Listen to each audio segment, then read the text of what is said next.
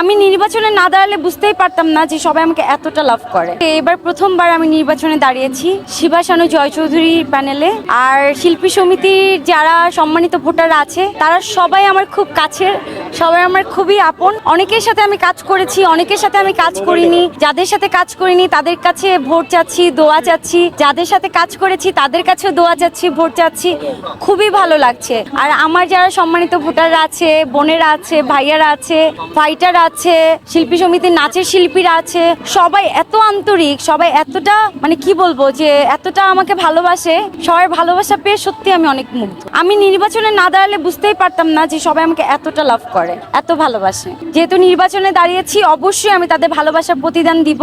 অবশ্যই আমি চেষ্টা করব আমার শিল্পীদের, আমার যারা দুস্থ শিল্পী আছে তাদের জন্য কিছু করার, আমার সমিতিকে আরো বেশি হাইলাইট করার, সমিতির ফান্ডে যেন অনেক টাকা জমা থাকে। এবার আমরা হয়তোবা আমি নতুন এবার দাঁড়িয়েছি, হয়তোবা পরের বার দাঁড়াতে পারবো কিনা জানি না। আমি থাকি বা না থাকি আমার সমিতির ফান্ডে এমন পরিমাণ টাকা থাকবে যাতে আমাদের শিল্পীদের কোনো কষ্ট না হয়। প্রেসিডেন্ট সেক্রেটারির হাতে অনেক কিছু থাকে, আমি কার্যনির্বাহী পরিষদে আছি, আমি জাস্ট একটা প্যানেলে অলংকার হিসেবে আছি। আমার প্রেসিডেন্ট, আমার সেক্রেটারি যা ডিসিশন নিবে আমাকে সেটাই মেনে নিতে হবে। আমি হয়তোবা আমার মতামত দিতে পারবো, আমি হয়তোবা তাদের জন্য চাইতে পারবো, অধিকার দিয়ে বলতে পারবো, বা আমি নিজে আমার ব্যক্তিগতভাবে যেটা করার আমি সেটা করতে পারবো।